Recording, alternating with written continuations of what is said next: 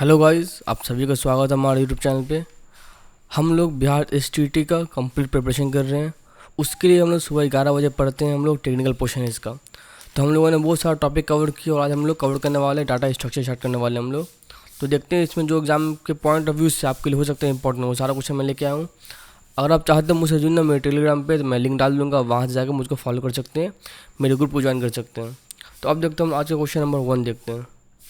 Which of this best describe an array. इन सब में से कौन सा डिफिनेशन एरे को बेस्ट डिफाइन करता है।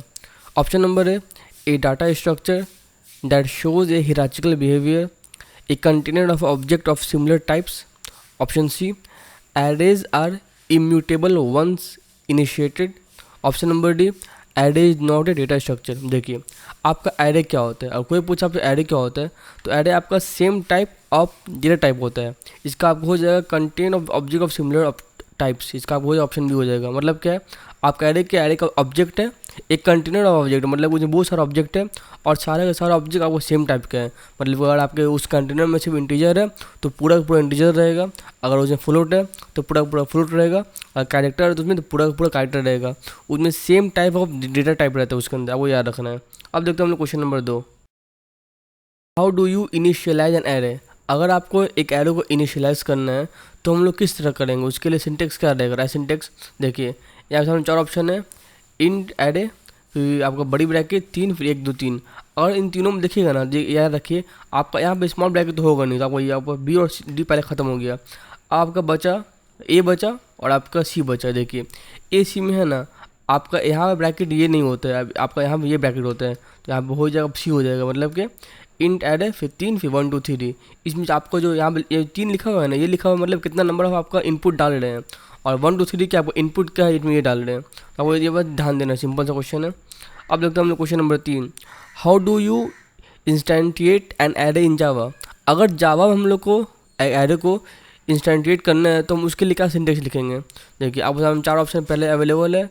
इसमें आपको अगर आपको जावा में करना है ना, तो जावा में आपको अगर आपको जावा में किसी भी ऑब्जेक्ट को इंस्टेंटिएट करना है ना, तो उसके लिए आपको यूज़ करना पड़ेगा कि न्यू ऑपरेटर। ये न्यू का ऑपरेटर है, बिना इसके हेल्प का वो यूज हो नहीं पाएगा। तो मतलब कि चाहे ए होगा, चाहे सी होगा, चाहे डी होगा, ठीक है। अब क्या याद रखना है, वो याद रखना है कि यहाँ पर ये आपको सिंबल नहीं होता, आपको चाहे ये सिंबल होगा चाहे आपको ये सिंबल होगा, ठीक है। अब याद क्या रखना है इसमें, तो आपको जो एरो होगा उस एरो में इनपुट डाल रहे हैं, वो इनपुट आपको इस ब्रैकेट के अंदर में होगा, इसीलिए आपको 3 का हो जाएगा, ऑप्शन नंबर सी हो जाएगा।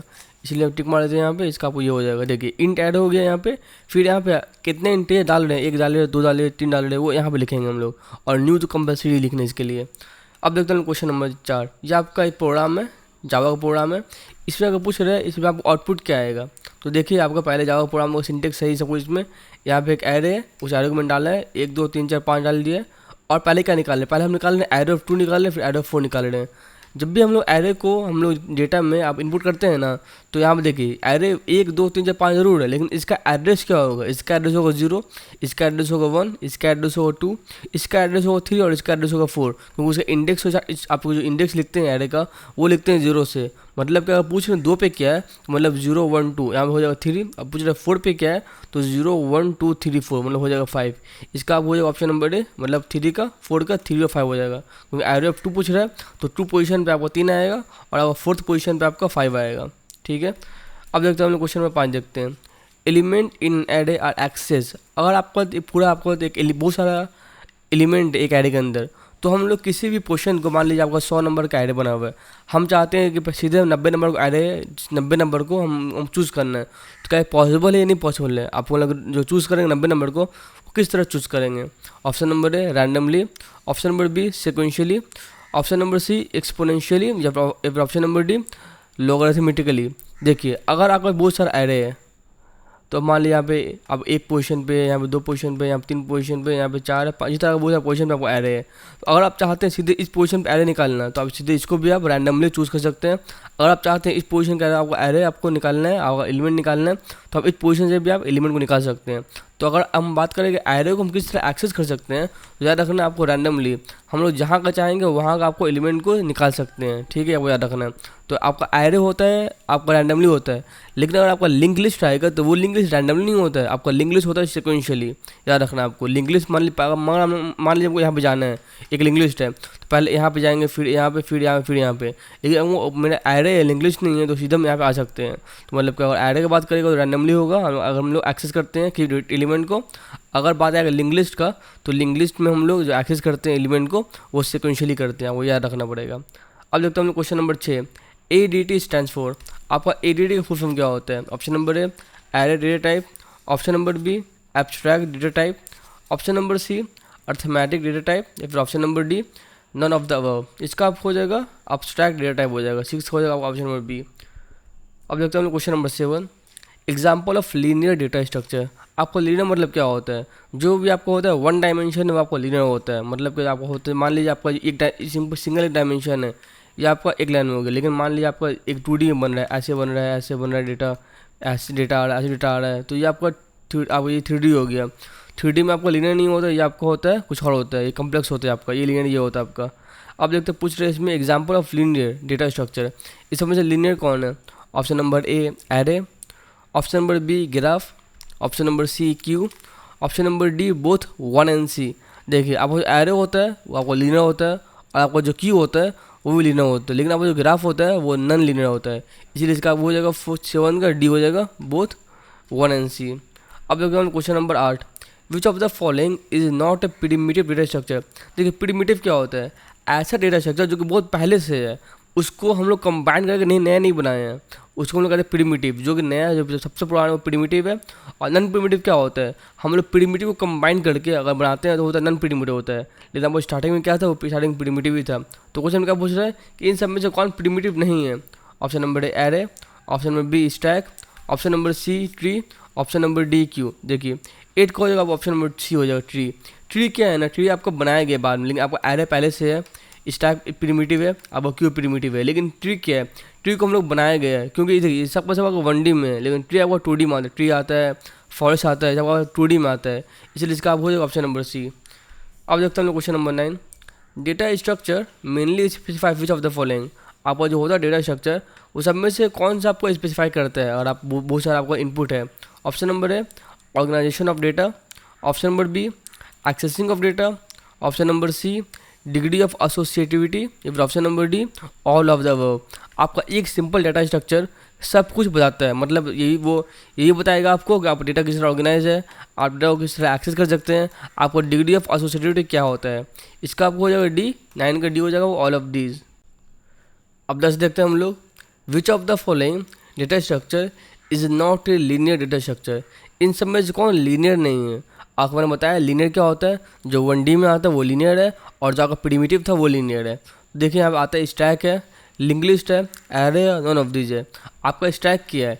स्टैक आपका लीनियर है, लिंक लिस्ट भी आपका लीनियर है, आपका एरे भी लीनियर है। यहाँ पूछ रहा आपका नॉट लीनियर, तो हमें हो जाए नन ऑफ दिस, क्योंकि हमें ऐसे कोई बचा हुआ नहीं है जो नन लीनियर है। यहाँ तीनों का तीनों लीनियर है। यहाँ ट्री पूछता, ग्राफ पूछता, तो वो क्या होता है, वो होता है आपका नन लीनियर। पर यहाँ पे क्या है, यहाँ पे सबको सब लीनियर है। अब देखते हैं हम क्वेश्चन नंबर 11 देखते हैं, which of the following data structure can not store the non homogeneous data element. Non homogeneous मतलब क्या हो गया, मतलब कि सेम टाइप का नहीं होगा। अगर लिखते हैं यहाँ पे कि होमोजीनियस डेटा स्ट्रक्चर एलिमेंट, मतलब कि जितना भी एलिमेंट है आपको पूरे आपका डीएस के अंदर उसका कोई सब एलिमेंट एक टाइप का है। लेकिन आप पूछ रहे हैं एक टाइप का नहीं है, एक टाइप का नहीं होगा।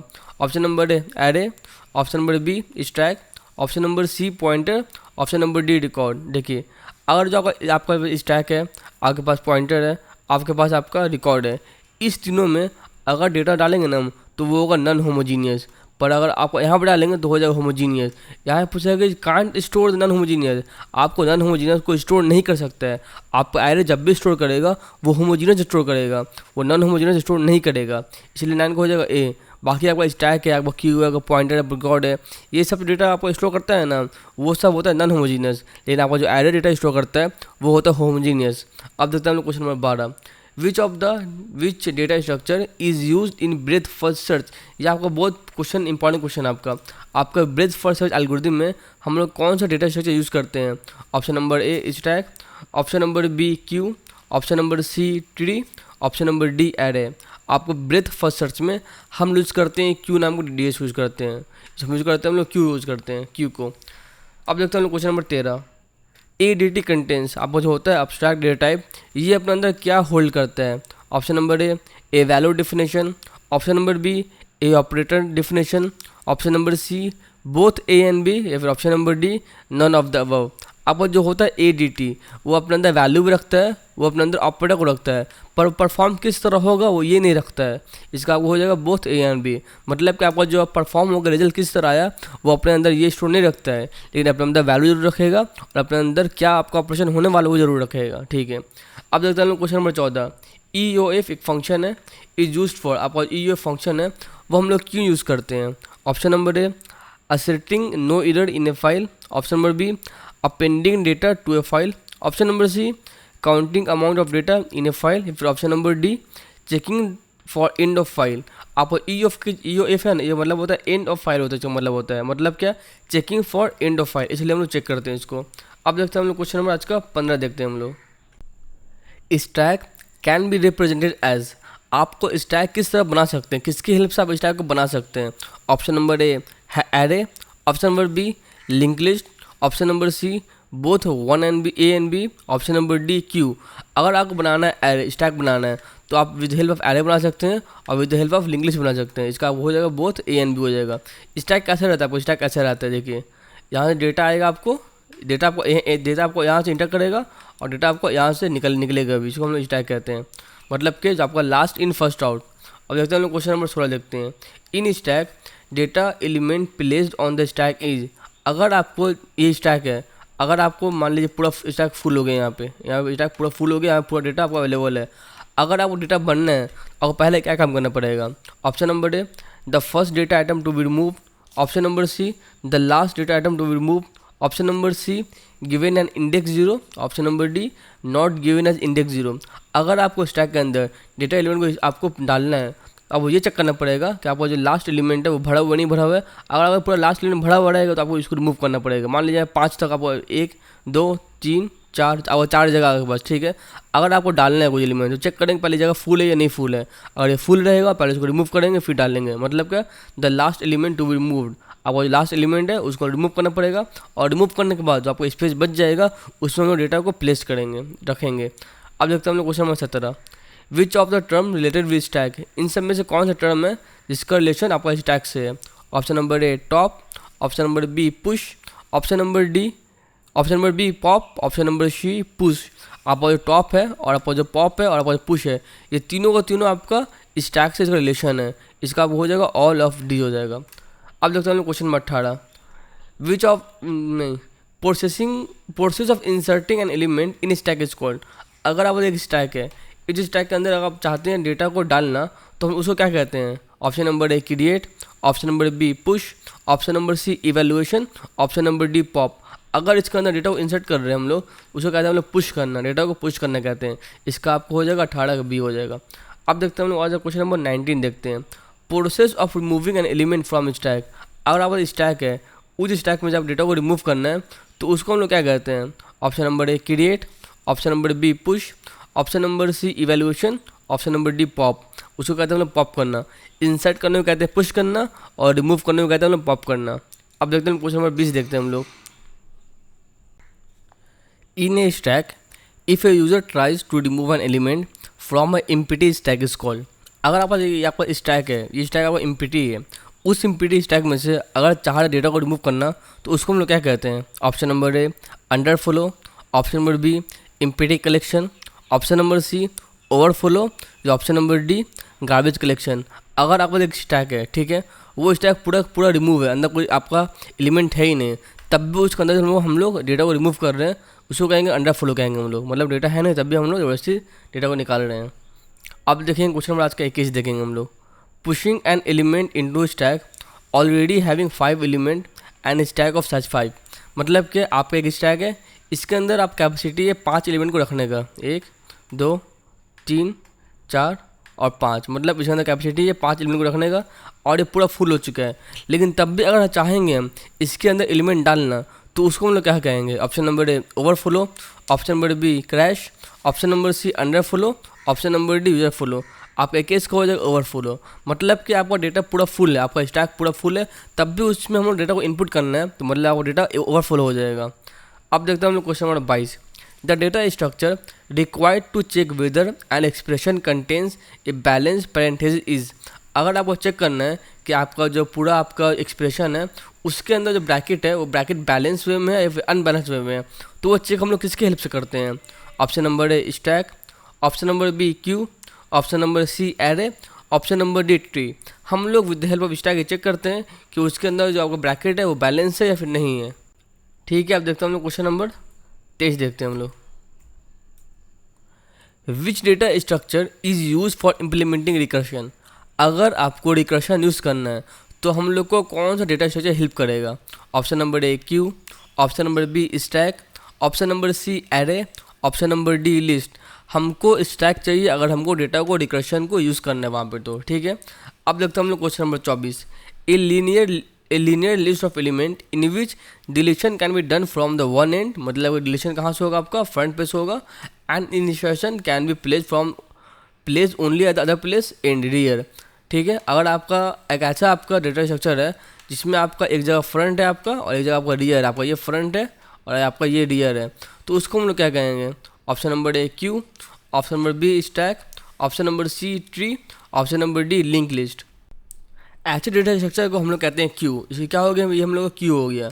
मतलब कि आप एक जगह डेटा जाएगा और एक जगह डेटा बाहर निकल जाएगा यहाँ से, देखिए ठीक है, निकल गया, यहाँ से इंटर हुआ, यहाँ से बाहर निकल गया। अब देखते हैं हम लोग क्वेश्चन नंबर 26 देखते हैं हम लोग, 25 देखते हैं। The data structure required breath first search. आपको याद है पहले क्वेश्चन था आपका depth first search. Depth first search में हम लोग स्टैक यूज़ करते थे और हम लोग ब्रेथ फर्स्ट सर्च में हम लोग क्या यूज़ करेंगे? Option number A stack, option number B array, option number C queue, option number D tree. आपका जो स्टैक है हम लोग यूज़ करते थे स्टैक को डेप्थ फर्स्ट सर्च के लिए, लेकिन अगर बात रहेगा ब्रेथ फर्स्ट सर्च का बात करेगा तो हम लोग यूज़ करेंगे क्यू को यूज़ करेंगे। इसका आपको हो जाएगा 25 का आपको हो जाएगा ऑप्शन नंबर सी। अब देखते हैं हम लोग 26 नंबर देखते हैं। ए क्यू फॉलो। आपका जो क्यू है वो किस एल्गोरिथम में काम करता है? ऑप्शन नंबर ए फीफो, मतलब कि first in first out, option number B LIFO, last in first out, option number C order array, option number D linear tree. आपका जो क्यू है वो काम करता है आपका फर्स्ट इन फर्स्ट आउट पे, लेकिन आपका जो स्टैक काम करता है वो काम करता है आपका लास्ट इन फर्स्ट आउट पे। आपको दोनों याद रखना है, स्टैक का भी और क्यू का भी। क्यू का हो जाएगा फीफो, स्टैक का हो जाएगा लीफो। अब देखते हैं क्वेश्चन नंबर 27 हम लोग। Circular queue is also known as. आपका जो सर्कुलर क्यू है उसका दूसरा नाम क्या है? Option number A ring buffer, option number B square buffer, option number C rectangular buffer, option number D curve buffer. आपका इसका हो जाएगा रिंग बफर। आपका जो होता है सर्कुलर क्यू उसका दूसरा नाम क्या है? रिंग बफर नाम है। इसका आपको हो जाएगा ऑप्शन नंबर ए। अब देखते हैं हम लोग question number 28। A data structure in which element can be inserted और deleted from both the end but not in the middle. आपका ऐसा डेटा स्ट्रक्चर जिसकी हेल्प से हम लोग एलिमेंट को दोनों साइड से इंसर्ट कर सकते हैं और दोनों साइड से हम लोग डिलीट कर सकते हैं, लेकिन हम लोग मिडल से ना इंसर्ट कर सकते हैं और ना ही मिडल से हम लोग डिलीट कर सकते हैं। तो इस तरह का हम लोग डीएच को क्या कहते हैं? Option number A queue, option number B circular queue, option number C D queue, option number D priority queue. उसको हम लोग कहते हैं डी क्यू। डी क्यू में हम लोग डेटा को जहाँ से चाहेंगे वहाँ इंसर्ट करेंगे और जहाँ से चाहेंगे वहाँ से डिलीट करेंगे। अब देखते हैं आज का लास्ट 2 क्वेश्चन देखते हैं हम लोग। Queue serve major role in. अगर जो क्यू होता है वो आपको मैक्सिमम उसका रोल कहाँ पे होता है? क्यू का हम मैक्सिमम यूज़ कहाँ पे करते हैं? Option number A stimulation of recursion में, option number B stimulation of arbitrary linked list में, option number C stimulation of limited source allocation में, option number C simulation of heap sort में। इसको हम लोग कहते हैं simulation of limited source allocation में हम लोग क्यू का यूज़ करते हैं। अब देखते हैं आज का last question. Which of the following is not the type of queue. इन सब में से कौन आपका क्यू का टाइप नहीं है? Option number A ordinary queue, option number B single ended queue, option number C circular queue या फिर option number D priority queue. आपका सिंगल एंडेड क्यू नाम का कोई क्यू नहीं होता है। आपका सर्कुलर होता है, प्रायोरिटी होता है और आपको ऑर्डिनरी भी होता है। ठीक है, आज का लेक्चर खत्म होता है। इसका पीडीएफ आपको मिल जाएगा मेरे टेलीग्राम ग्रुप पे। आप वहाँ जाए मुझे ज्वाइन कर सकते हैं। मेरे वीडियो पसंद है तो लाइक करें और मैं जाऊँ सब्सक्राइब कर दें। Thank you very much.